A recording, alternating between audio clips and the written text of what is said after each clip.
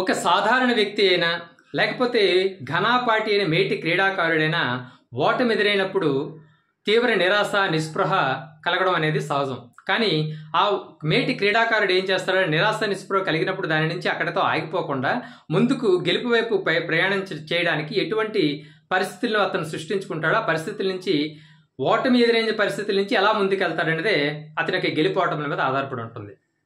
అలాగే ఒక పార్టీని నడిపిన వ్యక్తికి, పార్టీ తరపున అభ్యర్థులకి ప్రచారం చేసిన వ్యక్తికి, తీవ్రంగా కృషి చేసిన వ్యక్తికి, వాళ్ళ విజయం కోసం తీవ్రంగా కష్టపడిన వ్యక్తికి ఈ ఆంధ్రప్రదేశ్ లాంటి రిజల్ట్ అనేది చాలా తీవ్ర నిరాశను కలిగిస్తుంది. కానీ ఇక్కడ ఓటమి నుంచి ఇలాంటి ఓటములు ఎదుర్కోవడం అనేది జగన్మోహన్ రెడ్డి గారికి సాధారణమైన విషయం.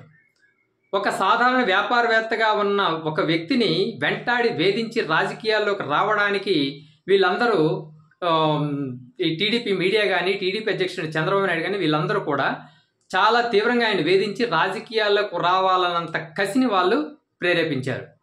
అయితే ఆ రాజకీయాల్లోకి వచ్చిన వ్యక్తికి జనాల్లో ఆదరణ కలిగేసరికి ఇలాంటి వ్యక్తి మరి బయట ఉంటే ప్రమాదం అని చెప్పేసి అన్ని కేసులు బనాయించి జైల్లో పెట్టారనే విషయం కూడా మనకు తెలుసు. ఆ విషయాలను పక్కన పెడితే పార్టీని ఎటువంటి ఇబ్బందులు ఎదుర్కొన్నా కూడా తన పార్టీ నుంచి తన బీఫామ్ ఇస్తే గెలిచిన అభ్యర్థుల్ని నిర్దాక్షిణ్యంగా సంతలో పశువుల్లా కొనేసినా కూడా జగన్మోహన్ రెడ్డి పార్టీని నిలుపుకున్నాడు, పార్టీని మళ్ళీ అధికారంలో తీసుకొచ్చాడు.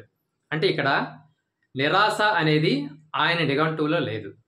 అలాగే పార్టీ కోసం ఇంత కష్టపడిన కార్యకర్తలు ఇప్పుడు తీవ్ర నిరాశ నిస్పృహలు ఉండడం అనేది సాధారణమైన విషయం. కానీ ఇక్కడ జగన్మోహన్ రెడ్డి గారు ప్రతి సందర్భంలోనూ, ప్రతి ఎన్నికల ప్రచారంలోనూ, ప్రతి విషయంలో కూడా చెప్తూ ఉండేంటే ప్రతి ఒక్క కార్యకర్త కూడా జగన్ లాంటి వాడే. కాబట్టి ప్రతి కార్యకర్త జగన్ లాగే నిబ్బరంగా ఉండి మళ్ళీ పార్టీని తిరిగి అధికారంలో తీసుకురావడానికి ఎటువంటి ప్రయత్నాలు చేయాలి, జనాలతో ఎలా మమేకం అవ్వాలనేది తెలుసుకోవాలి తప్ప నిరాశ అనేది ఎట్టి పరిస్థితుల్లోనూ ఉండకూడదు. ఇక్కడ తెలుగుదేశం కూటమిని అధికారంలోకి తీసుకువచ్చిన ప్రజలు జగన్ ఇస్తున్న సంక్షేమాన్ని కూడా పక్కన పెట్టి చంద్రబాబు నాయుడు ఇంతకుముందు ఏమీ చేయకపోయినా, ఎన్ని హామీలు ఇచ్చినా దాన్ని అంతటినీ కూడా హామీలు అమలు పరచకపోయినా 2014లో మళ్ళీ ఇప్పుడు ఎప్పుడముప్పటికల హామీలు ఇస్తే దాన్ని నమ్మి ఓట్లేస్తారన్న సంగతి మనకు తెలిసింది. కానీ జగన్ మీద వ్యతిరేకత మాత్రం కాదు. ఎందుకంటే జగన్మోహన్ రెడ్డి ఇస్తున్న సంక్షేమ పథకాలు మేము ఆపం.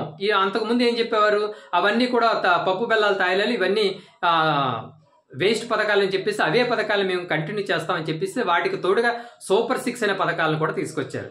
ఇప్పుడు జగన్మోహన్ రెడ్డి ఇస్తున్న పథకాలను ఇవ్వకపోతే జనం ఒప్పుకోరు, సూపర్ 6ను అమలుపరచకపోతే జనం ఒప్పుకోరు.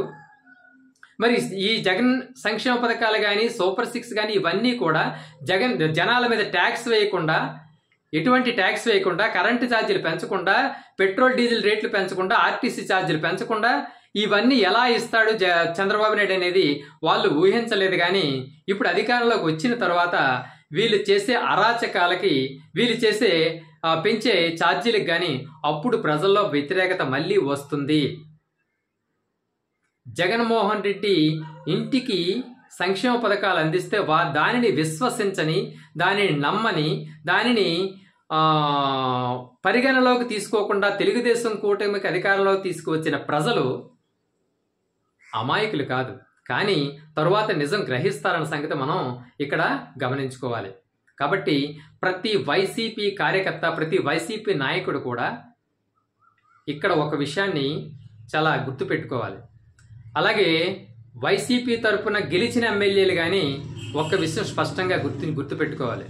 జగన్మోహన్ రెడ్డి ఆదేశించారు కాబట్టి, జగన్మోహన్ రెడ్డి గారు చెప్పారు కాబట్టి, తప్పక చేయాల్సిందే కాబట్టి తెలుగుదేశం నాయకులను కొంతమంది వైసీపీలో తెచ్చుకుని వారికి నామినేటెడ్ పదవులు ఇచ్చి వాళ్ళని అందలం ఎక్కించిన ఇప్పుడు ఎమ్మెల్యేలు, పాత ఎమ్మెల్యే, మాజీ ఎమ్మెల్యేలు ఎవరైతే ఉన్నారో వాళ్ళు ఇప్పుడు తెలుసుకోవాల్సిన విషయం ఏంటంటే వాళ్ళ గుండెల మీదే వాళ్ళ తన్ని తిరిగి తెలుగుదేశం వైపు వెళ్ళిపోయి డబ్బుల కోసం కక్కుర్తుపడి ఏ పార్టీ నుంచి అయితే వచ్చారో ఆ పార్టీలోకి వెళ్ళిపోయి ఆ పార్టీ నాయకుల్ని గెలిపించడానికి వాళ్ళు శతవిధాలా ప్రయత్నించారు. కాబట్టి ఇవన్నీ పరిగణలోకి తీసుకుని ఒక పార్టీ నాయకుడిని వేరే పార్టీ నుంచి వచ్చినప్పుడు వాళ్ళని చేర్చుకోవాలన్నప్పుడు అన్నీ ఆలోచించి నిర్ణయం తీసుకోవాలని ఇంగిత జ్ఞానం వైసీపీ నాయకులకి, పాత ఎమ్మెల్యేలు ఎవరైతే ఉన్నారో వాళ్ళందరికీ ఉండాల్సిన విషయం.